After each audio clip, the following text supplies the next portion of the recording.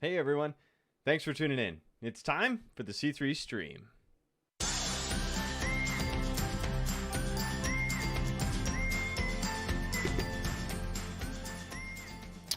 All right, good evening, welcome, hello, happy Tuesday night. Thanks for joining me on the C3 stream tonight. I hope your Tuesday is going well. I hope you were able to go out and vote today or in previous days or whatnot. A lot of you are going to be tuning in, I know, later on this week because you were at election parties or whatever, but thanks for coming. For those of you who are joining me live, it makes it that much more fun. A little close, tight-knit group that we are tonight. So thanks for coming and hanging out with me. C3 stream, picking up where we left off last week. So, yeah, messy and broken like me. Yes, very much so. Yeah, if you had something that stuck out to you from last week or that you remember from last week, I always am curious, guys. So take a moment, drop in the comments if you're on Facebook or on YouTube. I can pick up on YouTube as well. Anything that stuck out to you from last week?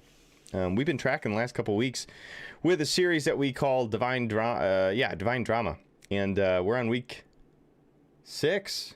Time flies. Time flies when you're having fun. Week 6 already for Divine Drama. Looking at the Bible, beginning kind of at the beginning and looking at the overarching narrative, looking at the narrative look at the Bible, studying characters, studying themes, studying outlines and particular threads of belief, things that are important to us as Christian people, etc., etc. So that's what we've been doing. And yeah.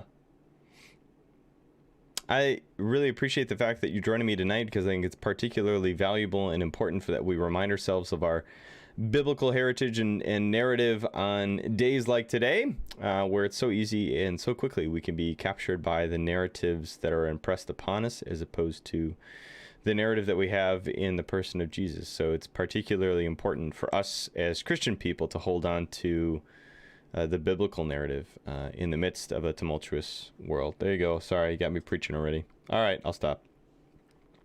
So it's basically hanging out with Pastor Andrew and doing Bible study. Sound good? If you ever miss an episode, as always, guys, go back and you can check it out on YouTube, or you can dig it up on Facebook. And yeah.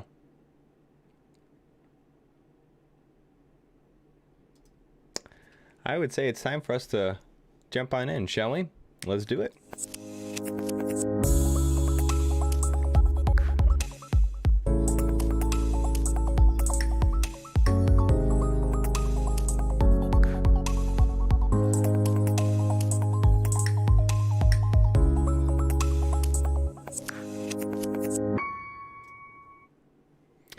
All right, guys. So the curriculum that we've been using is called Divine Drama, and it comes out of Crossways. Great, good stuff. It is nice because it has both pictures with it, but as always, if you've been tracking with me on these weeks, we are going to be spending a lot of time in the Bible itself. If you got a Bible nearby, great. If you don't worry about it. I'll be having it up on the screen as well so you can track along and follow. So it's kind of nice because it gives us pictures to help us kind of navigate some of the biblical narrative, but we do a lot of getting into the actual text and getting into stuff up close and personal. So we'll do that again tonight as well. Nice. Yes. Come. More Moros. Come hang out with us. Nice, Joe. Love when you guys tag people so that they can know that this is good stuff. So Sandy and Dominique, come hang out with us some night, Tuesday nights. I'm going to be drinking a lot of tea tonight, guys, because I started getting the sniffles. You guys ever have that? I mean, it's that time of year, I know. You just get the sniffles. So I got the sniffles, so I'm drinking lots of tea. So let's begin with some recap, picking up where we left off, and then diving into new stuff. And we have a ton of new stuff to go through tonight, and we'll just get as far as we can. So we start in the beginning. Start in the beginning, and top of this picture, Genesis origins. We've been looking at the book of Genesis. That's the book that we've been in. Genesis is the very first book of the Bible, so when you open up the table of contents, that's what you're going to find.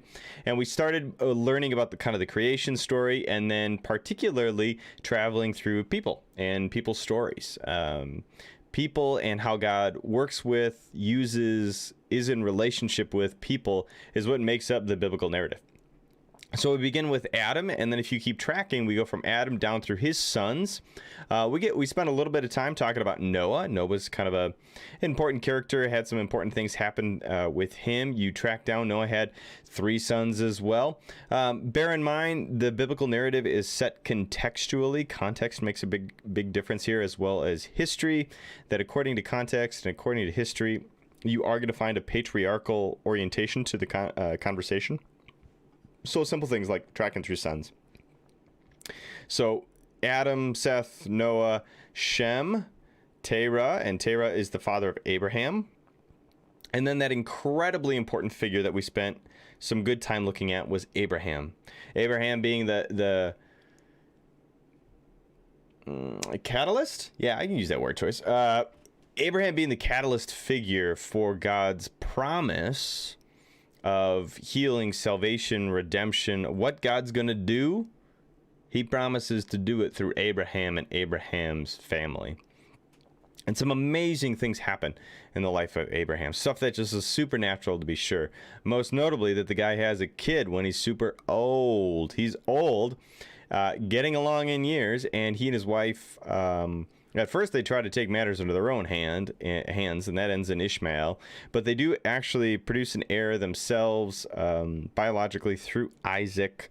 And the promise travels from Abraham to Isaac, from Isaac to Isaac's son, Jacob. And we spent a lot of time on Jacob last week. Abraham, Isaac, and Jacob. Abraham, Isaac, and Jacob. Those are the 3, we refer to them as the 3 patriarchs. The 3 patriarchs. The 3 matriarchs are their wives, Abraham's wife Sarah, Isaac's wife Rebecca. Jacob actually has 2 wives. If you remember, we spent time on the story last time. The deceiver gets deceived and ends up marrying twice. The first is with Leah, and the second is with Rachel. And so there are 3 patriarchs, 4 matriarchs. And then from Jacob, we get Jacob and sons. 12 sons. That's where we left off. Jacob and Sons. I'm not going to sing it for you, the whole soundtrack, but if you really want to get into it, you can go watch The Prince of Egypt. Not The Prince of Egypt. Joseph and the Technicolor Dreamcoat. That's what I'm thinking of. You guys know it? Joseph and the Technicolor Dreamcoat? Yeah? Growing up, my family was big into musicals. My sister's big into music. And so we did a lot of musicals. Lots of musicals growing up. And the family, I still remember this, as an entire family, all of us went to see Joseph and the Technicolor Dreamcoat when it was on tour. And we were in the balcony nosebleeds. But we fit. And we actually, believe it or not, we had it on the calendar for months. It was a big family to do. It was a big Christmas gift to Mom. And we actually had the wrong day. We showed up the day after. We looked at the tickets wrong. And by we, I mean my parents. Can I overtly blame them for this? So we literally got all dressed up as a family, went down to the theater, to where it was being shown, showed up, and yeah, so okay, you saw the musical too. You know what I'm talking about, Susan. Okay. Many years ago at the Marquette U. Yeah, I don't remember we went to, it was just Milwaukee. It was just one of the Milwaukee theaters that was here and was touring, right? And we went on the wrong day, and so we went up to go to our seats, and there were people in our seats because they're in their seats. That's really what it was, and we were there on the wrong day. My mom bursts into tears, goes downstairs.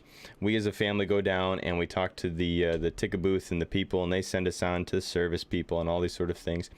And they felt so bad for this family that had come, and it was a big to-do for us. For months, we had it on the calendar, the wrong day on the calendar. And my mom just bawled. Oh, she just bawled and bawled and bawled. And I'm pretty sure just to appease the tears, they ended up giving us seats anyways. They had some extra seats, open seats in the back balcony. And so we still managed. Arguably, they were probably better seats than what we would have paid for, because if we would have paid, it would have been the balcony's balcony. But I mean, we had tickets, so we ended up getting tickets to Joseph and the Technicolor Dreamcoat, Fabulous musical. You should watch it. Go rent it from the library. Go YouTube it or something like that. I'm sure you can grab a DVD of it. But it's a lot of fun. And most interestingly, it has biblical grounds. It is a Bible story, and a fascinating one at that. I'm going to describe to you the highlights. I'm not going to spend a ton of time on Joseph and the Technicolor Dreamcoat. It is loaded, though. It's a really complex story. It's extremely intricate. Yeah, Carrie. Oh, sure, of course. You probably have danced to it before, right? Love that musical. Ditto. It is a great musical, especially with the Elvis Presley being Pharaoh. Oh, so good. So good. So it's a great story, though. Like, it really, in the Bible, not just the musical's great, but like the biblical story is also a fabulous story. And as you track through it, I'm just going to do a highlights version for you tonight, okay? Because pastors have given plenty of sermon series on this. So if you want to know more, I'm sure you can find some. Come talk to me. But here's the highlight reel. Here's what happens. Jacob ends up having 12 sons. So Abraham, Isaac, Jacob. Jacob the deceiver ends up having 12 sons. And he does what he shouldn't do. He goes and has a favorite son, in the same way that for whatever reason there was this like sibling rivalry going on with him and his brother Esau growing up, and Isaac preferred Esau. Dad liked Esau, mom liked Jacob. Jacob then seems to pass this bad behavior on. Biblical note, by the way, the Bible talks about repeatedly how the sins of the mother and father are passed on from generation to generation. This is an example.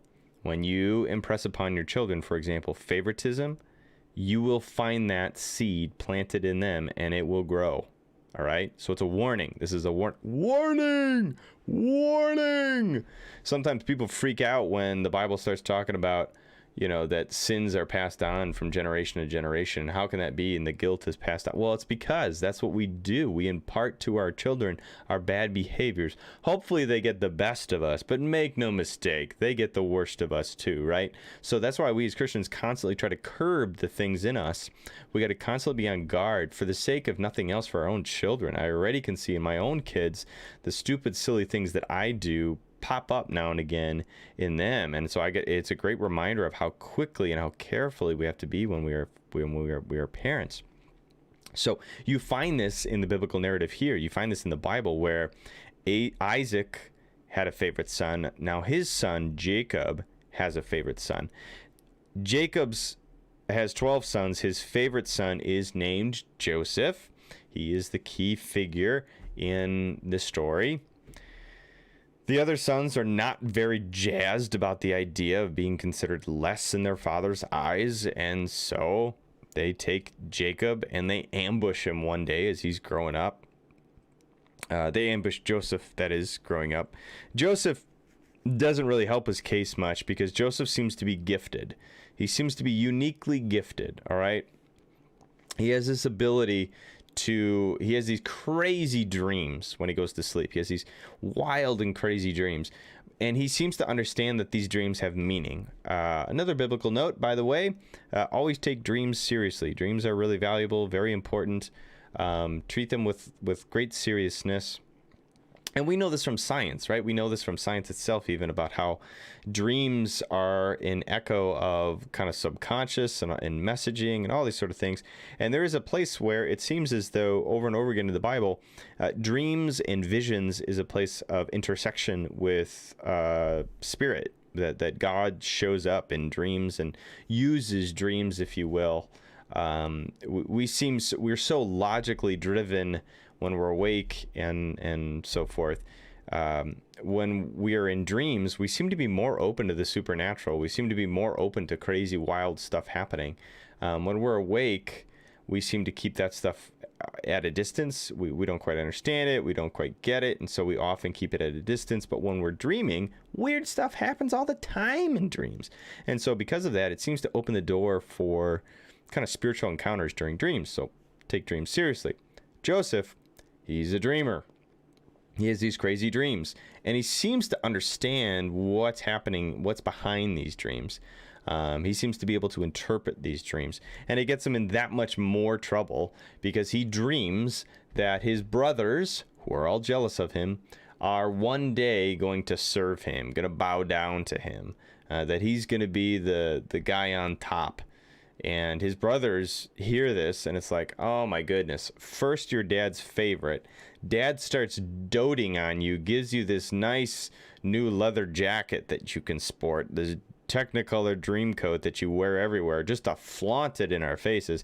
And now you start spouting this stuff about dreams that we're all gonna end up serving you. Are you kidding me?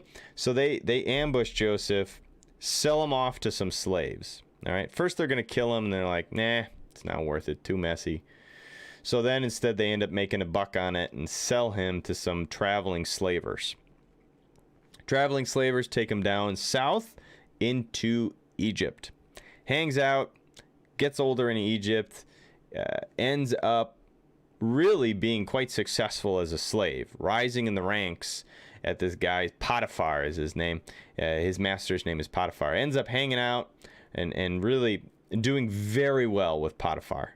In fact, so much so that Potiphar ends up letting Joseph run his entire estate. That Potiphar is some highwig official in the Egyptian government and in the Egyptian life and culture. He's got a lot of dough. He's got, he'd be on cribs, okay? He'd be in a nice place. Joseph rises to this position of prestige even as a slave. That was possible in the ancient world. And lo and behold, Potiphar's wife, little promiscuous, shall we say, notices the handsome, strapping, shirtless Joseph working the fields and managing people, and she's like, hey, you, good looking, come on over here. And Joseph says, nope, I don't do that. That's not cool. God doesn't like us to be promiscuous like that. And so she, taken aback by how she gets rejected by him, screams and blames him, that she flips the tables and says, he approached me, he tried to rape me. She goes running to Potiphar. How could your slave do this? And so Joseph's life goes from good to bad to modest to really bad. Just making it like good as favorite son, then sold as a slave. Well, that stinks. But, life gets a bit better. He ends up being a pretty important slave. I mean, if you got to be a slave, he's an important slave. And then all of a sudden it tanks again. And even worse than before, gets thrown in prison for being accused. Not good. Hangs out in prison for a while. Not the greatest time. Meets somebody important who gets out and remembers Joseph, does him a solid, brings him in front of Pharaoh, who is the king of Egypt. Brings Joseph to Pharaoh because Pharaoh is having nightmares, terrors. He's peeing the bed at night. He's nervous out of his mind, and he can't figure out why he keeps having the same dream.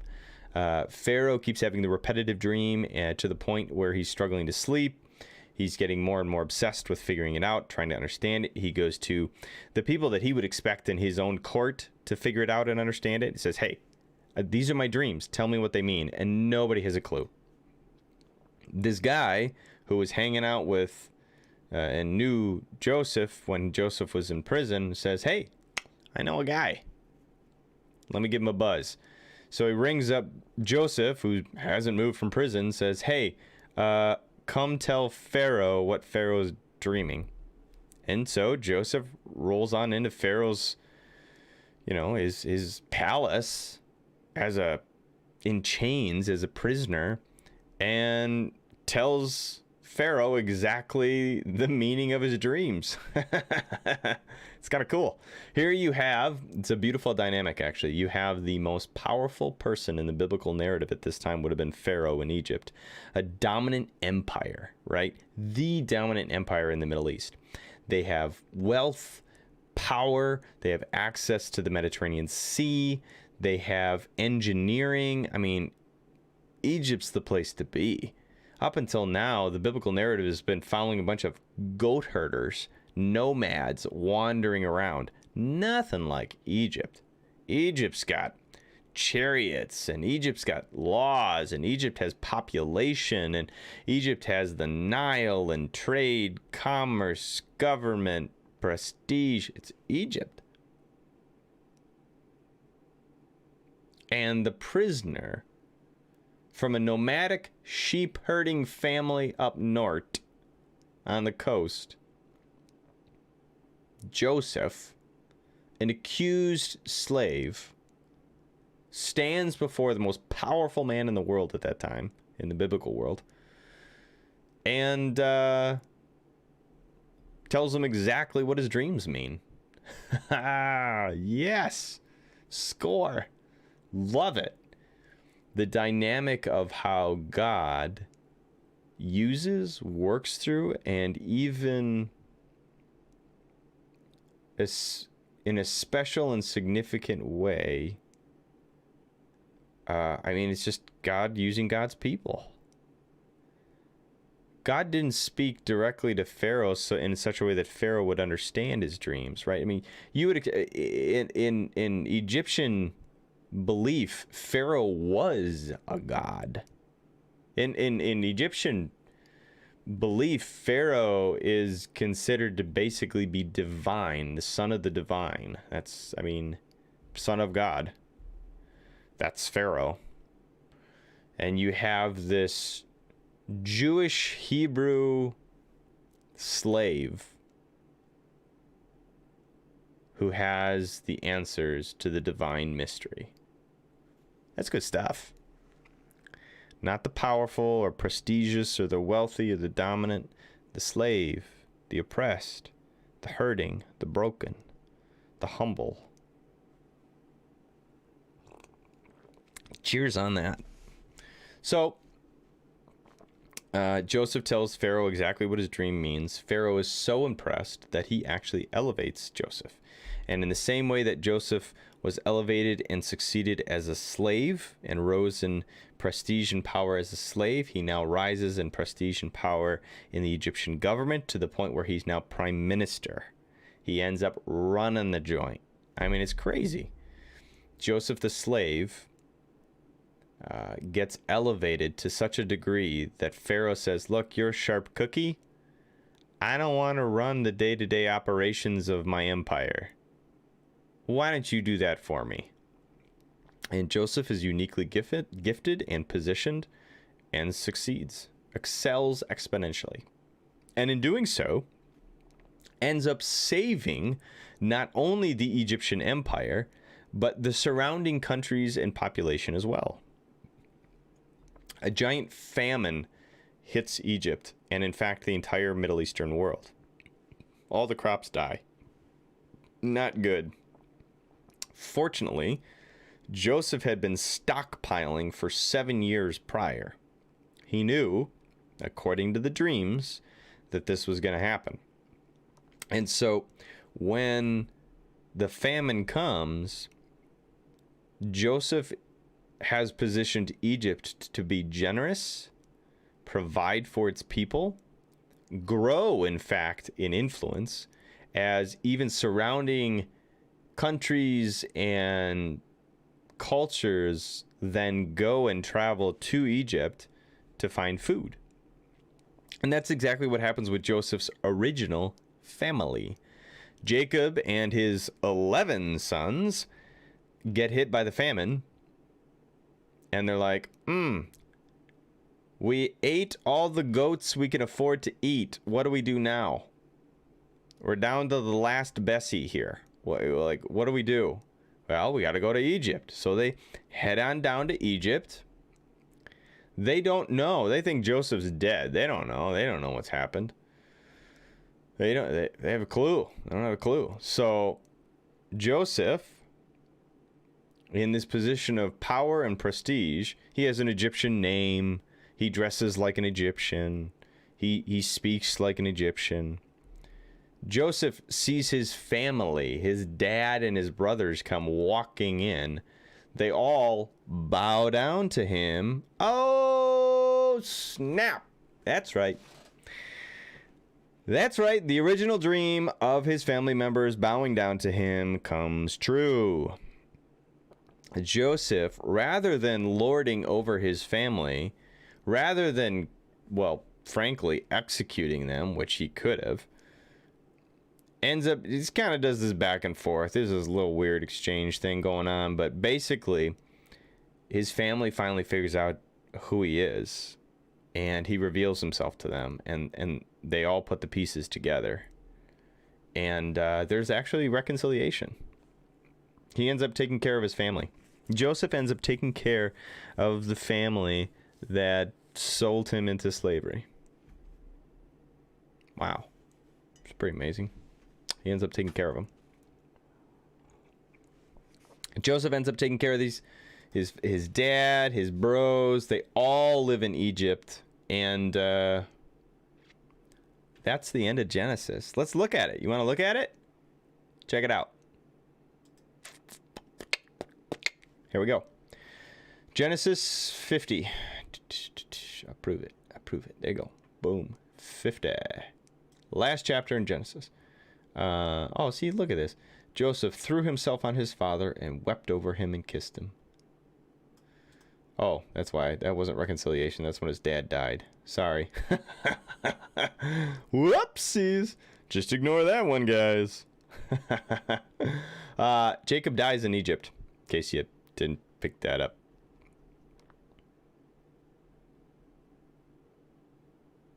And they end up burying Jacob actually up north. But then they all come back to Egypt. Here we go. That's where I want to pick up. So Jacob, the father, dies. They bring him back home. They bury him in the family plot up north. But then the family comes back home to Egypt because that's where they've now relocated. All their home, all their families, the kids, they all got white picket fences in Egypt now. So Joseph and his brothers and families continue to live in Egypt. Joseph lived to a ripe old age. He saw 3 generations. There's a grandpa.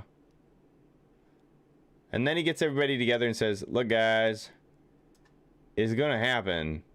I am coming to the end of my arc. Soon, I will die. Good self-awareness. Joseph told his brothers. But this is fascinating. Now, remember this. In the biblical narrative so far, God promised Abraham 3 things. 1, land, the land of Israel. 2, family, descendants. And 3, that through Abraham and Abraham's descendants, all the world would be blessed. You have already gotten a foretaste of some of this. For example, all the world's being blessed. A microcosm, a small foretaste of that, is the fact that Joseph took care of the entire Middle East.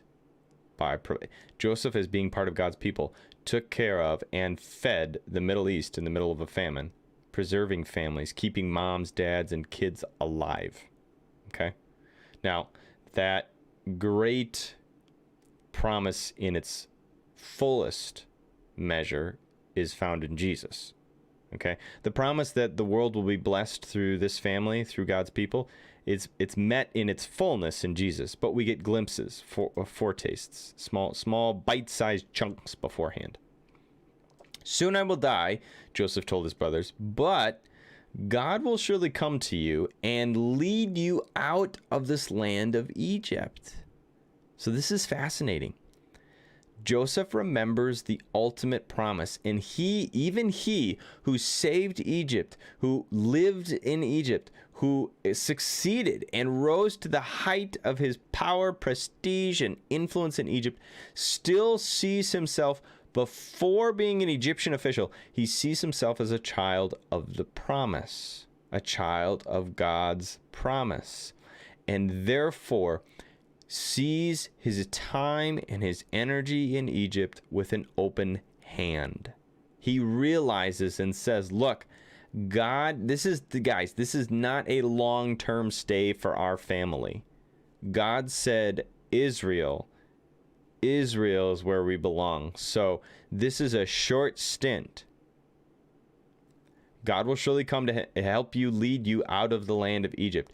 He will bring you back to the land that he solemnly promised to Abraham, Isaac, and to Jacob. Boom. This is the refrain.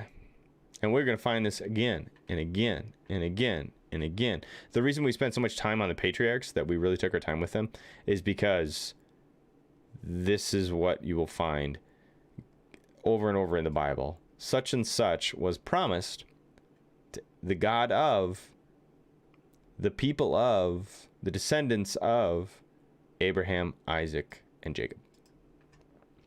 Then Joseph made the sons of Israel swear an oath. Oh, I like this part. This is cool. When God comes to help you and lead you back, he still wants to be part of it. Check this out. You must take my bones with you. Legit, man. You must take my bones with you. So, in as so much as Joseph has enmeshed himself with Egyptian culture, he still identifies himself first and foremost as a child according to Abraham, Isaac, and Jacob. And he wants to be part of what God is doing. So when God comes to take you back, everybody, I want to go with you. Take my bones.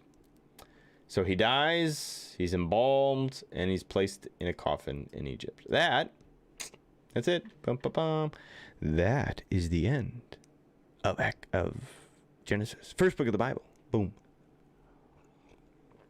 That's the end of that book. And that's the end of Joseph's story. Or is it? No, it is. In detail.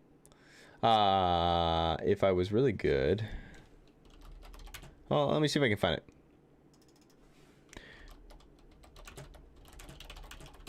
I'm looking something up. Because it does happen. Biblical reference.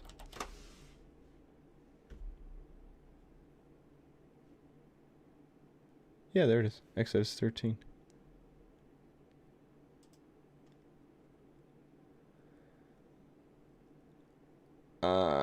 Cool. Let's go look. Okay, so footnote. We're going to make a stop in Exodus 13 as we travel on. Yeah. We'll check it out in a second. All right. End of Genesis. Genesis ends. And this is actually a major shift. Major shift. Big change. Big change. Here we go. This story is now concluded. The Genesis origin story is now concluded. And we shift in the Bible to the next book of the Bible called Exodus. And Exodus, as important as Genesis was for introducing us to God, to God's people, to the story and setting the framework for the Bible, this next book of the Bible, Exodus, is just as important. These first two books set up the rest of the biblical story. Okay, so hang with me. We're still going in big detail here. We're looking at stuff in great detail. And the reason is because these stories echo all the way to Jesus and beyond, to be honest, beyond life, death, resurrection of Jesus into like Paul's writings. When we look at like the end of the Bible, you'll see. All right. Now we get the Exodus story. Ooh, yeah. Love me some Exodus. Here we go. Let's not look at the picture yet. Let's look at the Bible first. Here we go. Exodus 1. Any questions on Genesis, by the way? Any questions you guys have rolling on Genesis or questions about Joseph? I'll give you guys a second. Questions on Joseph? Or do you guys just all know the... You guys probably just all know the Technicolor Dreamcoat. And that's probably your... Well, if you get questions, drop them. Side note, what I've been using is Bible Gateway and the New Living Translation. This is the one that we preach and teach from on Sunday mornings. The reason is because it's very, very accessible. It's in the vernacular, so that's why we use it. There are plenty of other translations that are all good, all wonderful. The NLT, New Living Translation, is just the one that we use the most. So, all right, let's look at Exodus 1. Here's what happens. These are the names of the sons of Israel. Now, remember, Jacob, don't get confused by this. Jacob, God changed Jacob's name to Israel. We looked at that last week. So when it says the sons of Israel, it is saying the sons of Jacob. That is Jacob. So here are the names of the sons who moved to Egypt with their father, each in his own family. Reuben, Simeon, Levi, Judah, etc., etc., etc. In all, Jacob had 70 descendants. So at the time, including Joseph, who was already there, at the time where we leave off in Genesis, there's about 70 people living in the family. However, things change. They multiply. In time, Joseph and all of his brothers died, ending that entire generation. But their descendants, the Israelites, this is where we get the term Israelites. We take Israel and we add ites. So when we use that term Israelites, we mean God's people, the Hebrews, Jews, Israelites. It's all the same thing. And it stems from Abraham, Isaac, and Jacob. The Israelites had many children and grandchildren. In fact, they multiplied so greatly, and they became extremely powerful and filled the land. So they did not have birth control back then. And they, enjoyed the gift of intimacy to the point where they were multiplying. Babies. Okay? To the point where they were considered powerful. Extremely powerful. There is in the ancient world still a strong clan mentality, family tie mentality, and you depend upon your family in pretty significant ways. It's not like today where people live all over and you have families. Family dynamics were radically different back then.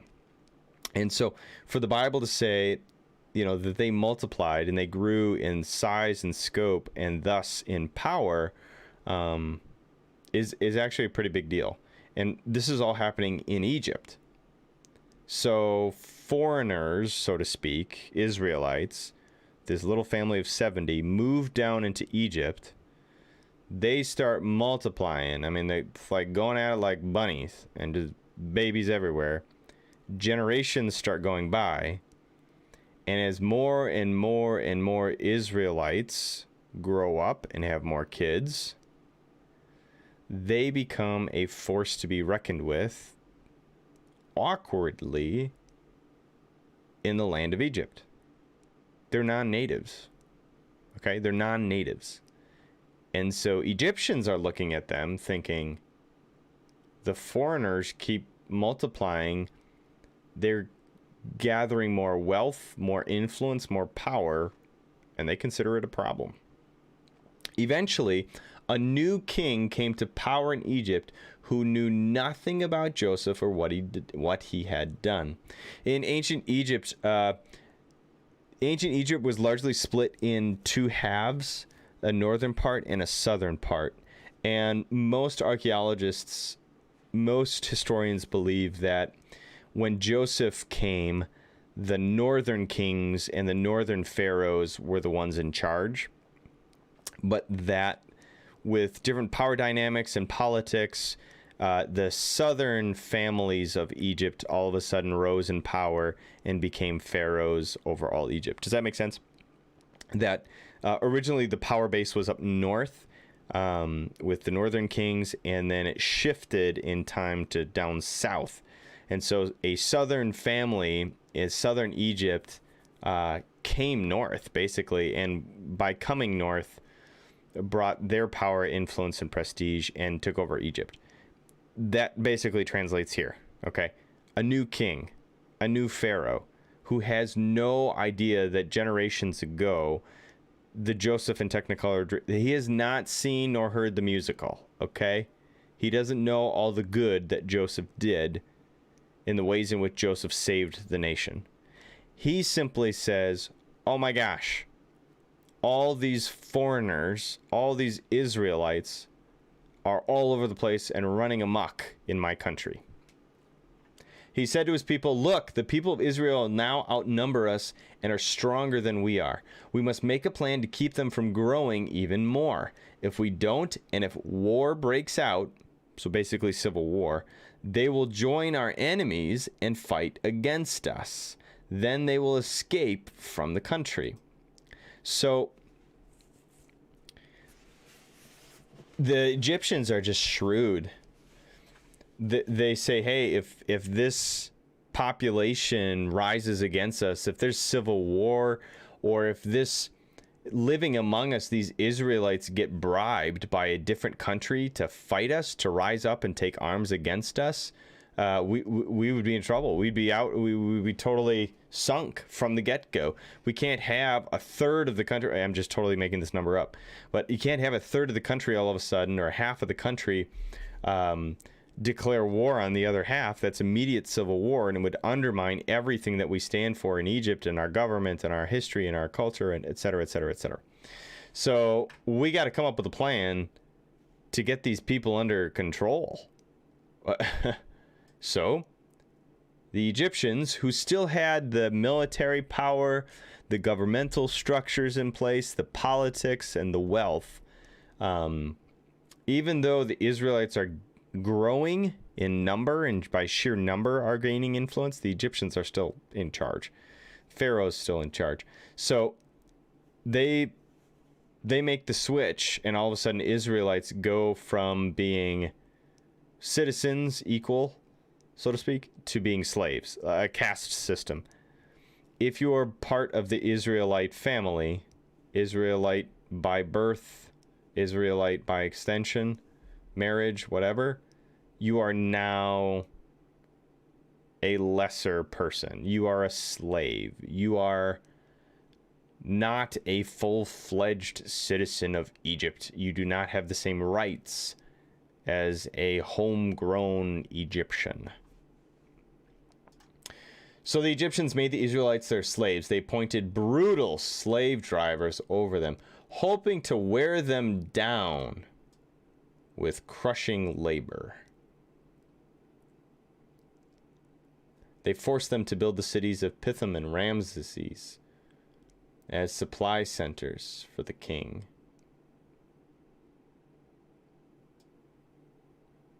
Forced labor, that stinks.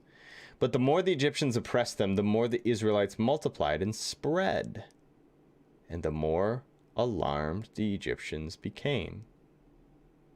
So the Egyptians worked the people of Israel without mercy. They made their lives bitter, forcing them to mix mortar and make bricks and do all the work in the fields. They were ruthless in their demands. So it just keeps spiraling out of control. Do you get that sense of like... do you get the sense of the rhythm here? It starts by being slaves. It doesn't seem to stop their ability to multiply and gain power, and so they work them harder, and they work them harder, and they work them harder, and they drive them harder, and they have brutish slave overseers, and it's bad. So what it is bad. Then Pharaoh, the king of Egypt, gave this order to the Hebrew midwives. When you help the Hebrew women as they gave birth, watch as they deliver.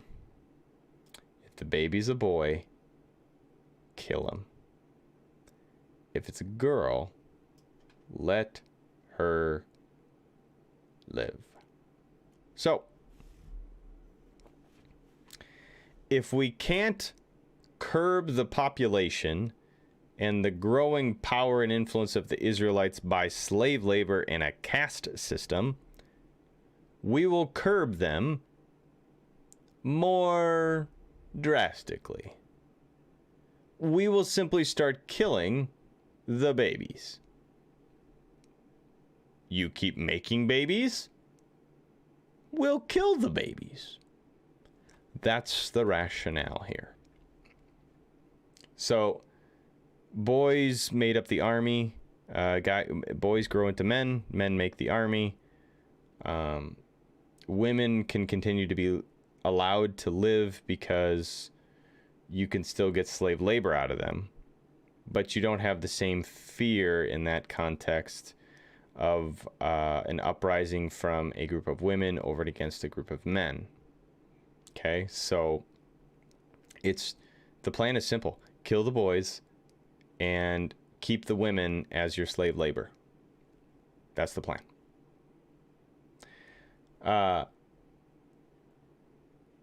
Not good, right? Like, bull. This is one of the most significant, challenging, and horrific times in the Israelite history. And it is, I used that term microcosm earlier tonight. Microcosm means like it's a small image of a much larger picture. A macrocosm. A microcosm, a macrocosm. The time and the suffering of the Israelite people in ancient Egypt is a microcosm. It is a small picture of the larger picture of how all of humanity is enslaved to sin. The slavery of the Israelite people represents very realistically the bigger picture of how even Pharaoh himself is a slave to sin, to selfishness. Okay? And so the suffering and the challenge and the hate and the hurt that Israel experiences is so significant as it carries forward into the rest of the Bible. You will find of all the stories in the Old Testament, this is the story that is referred to the most. It is this story where the people of God were in bondage and in slavery, and God ends up delivering them. In the same way, we find this story played out with Jesus. Humanity is in slavery. Creation is in slavery. We are enslaved and in bondage to sin. And in the same way that God rescued the Israelites, as we'll see, so too also God rescues humanity. God rescues creation. Rather than leaving us squandering in squalor in sin and pain and suffering, God delivers. God is a God of redemption. God is a God of deliverance. God is a God of freedom. God is a God of forward hope and renewal.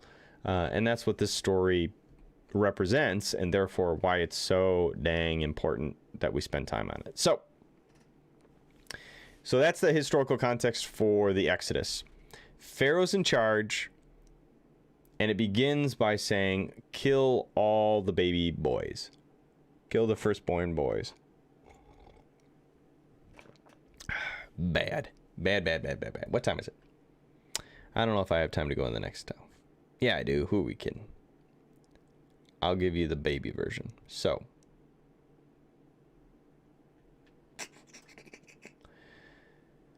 here we go. Here is how God is going to rescue God's people. You ready? This graphic is really good. Let me describe the graphic really quickly.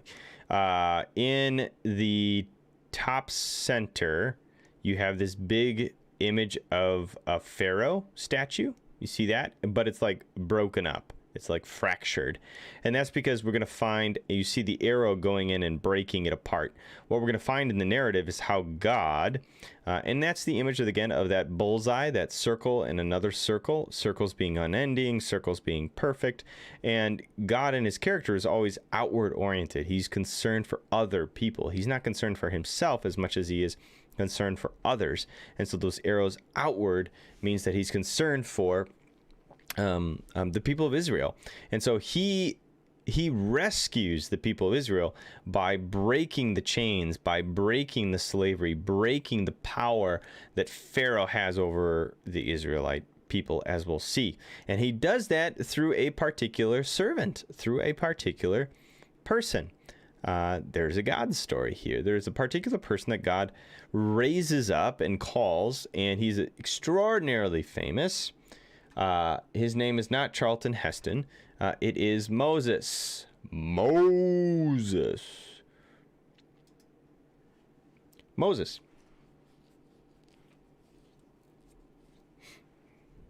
About this time, a man and a woman from the tribe of Levi got married. Now, it's very important what we'll find from Levi. This is something that will be picked up later on in the biblical story. But the Levi, what will be known as the Levites, from which Moses comes from, ends up being the priesthood, the family of priests. In the ancient Israel culture, we'll find this. God set aside entire families to be priests. God called a whole segment of family and said, look, I need you to be the experts in being priests. The other tribes and the other groups of people, other Israelites can do other stuff, but you Levites, you're special, you're set apart. You guys need to know that you're going to be my representatives to the Israelite people as a whole. And it stems all the way back to here, to Moses. Moses was a Levite. He's from the tribe of Levi. So a man and a woman from the tribe of Levi get married. The woman became pregnant, gave birth to a son. She saw that he was a special baby, and she kept him hidden for 3 months. Now, she's supposed to kill him. She's supposed to turn him over to the Egyptians, and they're going to drown him. But she doesn't do that. She hides him. And when she can't hide him any longer, she gets a basket made of papyrus, waterproofed it with tar and pitch. She puts the baby in the basket, laid it among the reeds along the bank of the Nile. The baby's sister stood at a distance watching to see what happens.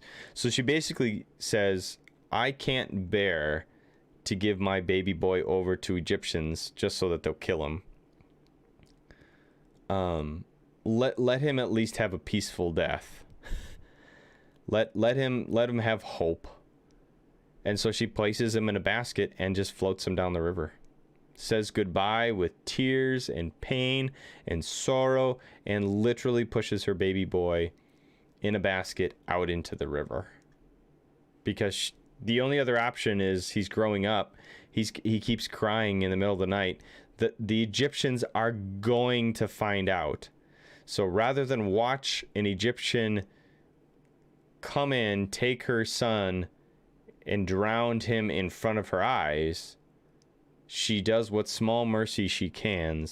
She makes this little basket and of her own accord pushes him out to sea. Lo and behold, he floats down the river, and by, shall I say, divine intervention? I think so. With a little divine intervention and a little help, that basket ends up bumping into one of Pharaoh's daughters who's come down to take a bath in the river. So Pharaoh's daughter comes down to the Nile and sees the basket among the reeds and says, hey, what's that over there? Go get that for me. She sees that it's a baby, realizes, in fact, that this must be one of the Hebrew children. The baby's sister approaches. She's been watching from a distance and says, yes, it's a Hebrew. Should I go and find one of the Hebrew women to nurse the baby for you? And the princess is like, yeah, that's a great idea. Basically, the princess is going to be this baby's mom, but the baby needs a nursemaid. So, yeah, go get me a nursemaid. The girl goes and gets Moses' biological mom.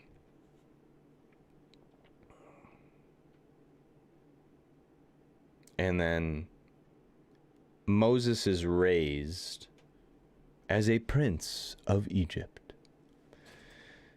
Do you get how I did that? You see how that was clever? Because that's the movie. You guys seen that movie? Do you guys know that movie? Prince of Egypt? Disney? What year was that? Anyone know that one? Any of you guys seen the Prince of Egypt? You guys know what I'm talking about? Who? Is it Disney? Who did the Prince of Egypt? It's a cartoon. It's musical. It's got music to it. Is it on Disney Plus? Anyone know? Well, someone look it up for me, will you? So we can tell everybody where to look. I'm going to keep going. Moses. Let me just back up to verse 10. Here we go. Later, the boy was older. His mother brought him back to Pharaoh's daughter, who had adopted him as her own son. So Moses is raised with prestige and with wealth. He is raised as a prince in Egypt, but he has this mixed identity because he also has his own biological mom as his nursemaid, right? So he's raised as kind of a person of two worlds, and the princess knows this. Like, she gets that he's Hebrew, so he is raised with a dual identity. Moses is raised with a dual identity. He's raised, and it clearly causes some identity issues later on in his life.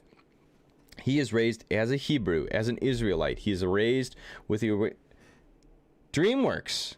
Okay.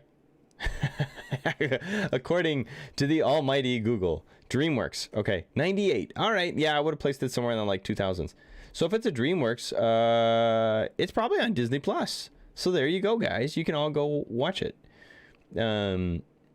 Thanks, Susan. Thanks for looking that up. 1998 DreamWorks, Prince of Egypt. Check it out. Sweet.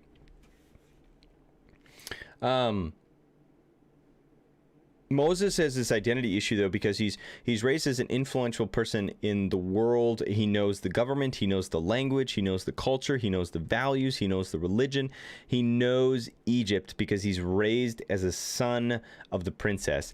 And yet, he is clear about his identity from the get-go. He knows that he's a Hebrew. He's one of the problem children. He's one of the issues is that he's part of and connected.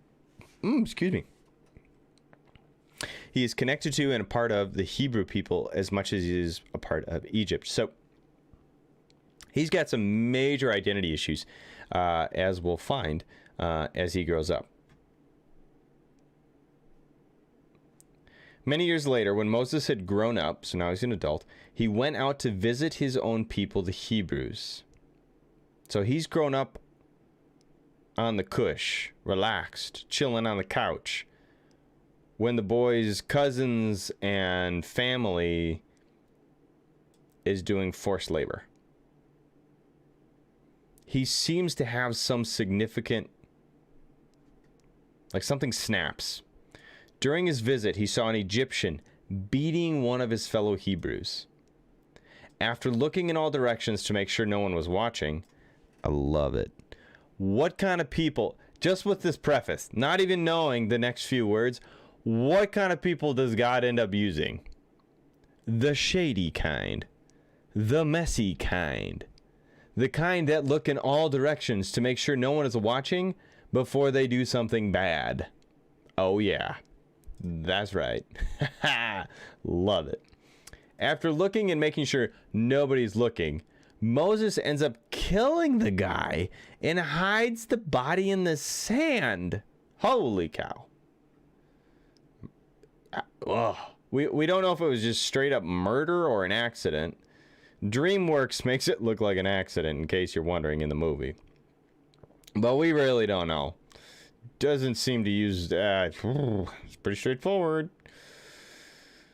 The next day, when Moses went outside to visit those people, he ends up seeing two Hebrew men fighting. So now he just kills someone, shaken up, ends up going back the next day, sees some guys fighting, says, why are you beating each other up? Why are you beating your friend? Again, you get this sense of Moses trying to figure out and trying to understand his Hebrew lineage and his Hebrew connections of like, you're Hebrews. Why are you fighting each other? You're Hebrew. You're part of the same family. The guy gives him a response. Who appointed you to be our prince and judge? Ooh. Are you going to kill me as you killed the Egyptian yesterday? Whoa. Moses freaks out. Everyone knows that I did it. It's all over Twitter. It's on the front page of the news. Everybody knows. Bad. Sure enough, when Pharaoh hears what happened, he tries to kill Moses. Life for a life, Moses. Sorry, dude. Moses runs. Runs. So basically, what we're going to find out is that Moses, so far from what we know of Moses, Moses has identity issues. He's got questionable character. He's a murderer. And a scaredy cat. Scaredy cat. The guy flees because he's about to be killed, which would have been justice. So he's an escapee on the run, having killed someone as a result of his own internal issues. Sound messy? Sound like somebody who's in need of rescue? Sound like somebody who's a slave to sin and subject to the brokenness of this world, trying to find his way, bumping along with all the bumps, bruises, and lumps that come with trying to live life right now? Back then? Yeah. Moses ends up being one of the most important figures, if not the most important figure, next to Jesus in the Bible. Whoa! No joke. Moses becomes the lawgiver. This messy Moses ends up being the one who will define what it means to follow God and live a godly life for the Hebrew people. This messy Moses, which I hope inspires and encourages you to realize how God loves, cherishes, rescues, heals, restores people with baggage. Like Moses. Like me. Good stuff. All right, it's 8:31. Hot dang. I went over. Sorry. 1 minute. All right, we got to wrap this puppy up then. As far as we'll go tonight, actually, that's a pretty good setup. Moses is out in the wilderness, and we'll spend a lot of time on Moses. We're going to spend a lot of time in the next couple weeks on Moses. I want you to really understand these characters because they're so critical to understanding. Once we get to some of these big chunks of stuff, we'll be skimming the water. We'll be like a rock on top that you're skipping rocks with, where we just bounce in and out. But this stuff is so critical. So we're going to pick up here where we leave off, Moses off in the wilderness, to learn about how God is going to use this messy man named Moses to end up saving the people of Israel. Good stuff, huh? Not bad. So thanks for hanging out with me tonight, guys. Good stuff. Thanks for hanging out. As always, I like to share with you guys a couple quick things just because I find it so valuable, so very important in so many ways. The first is thanks for hanging out with me as part of this online community and being part of the C3 stream. I really do value it, and I enjoy being together with you over the interwebs. So thanks for being a part of it. I encourage you to continue to find lots of different ways. We even have virtual groups that meet. We have kids stuff, all sorts of good stuff that can happen online, especially particularly in this season where we are being sensitive to COVID and a pandemic. So encourage you to lean into that. And then, hey, new sermon series coming up. You guys ready for this? Give thanks. Come hang out with us on site or online. 8 o'clock, 9 o'clock, 10:30. This coming weekend.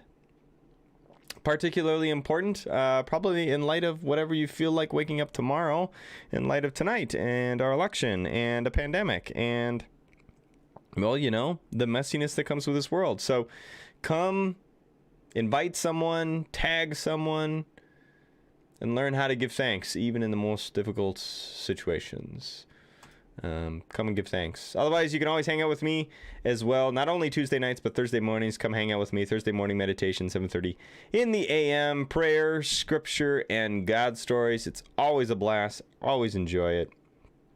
So come hang out with me on Thursday mornings in the AM right here, wherever you're listening from, wherever you're watching from. So thanks for being here tonight. God bless you and the rest of your evening. Encourage you to say a prayer for our country before you go to bed tonight. And can't wait to see you in, I was going to say digital land, the interwebs. See you Thursday morning. see you Thursday morning, and if not, I will for sure see you hopefully on Sunday morning, either on site or online. God bless, guys. Keep being Christ Church. Be a church that's lifting lives, elevating Christ, and be for people who aren't here yet, who don't know this redemptive story yet. Go be God's people. So God bless you. Have a wonderful night. Thanks for joining me. Thanks for being here. Talk to you guys soon.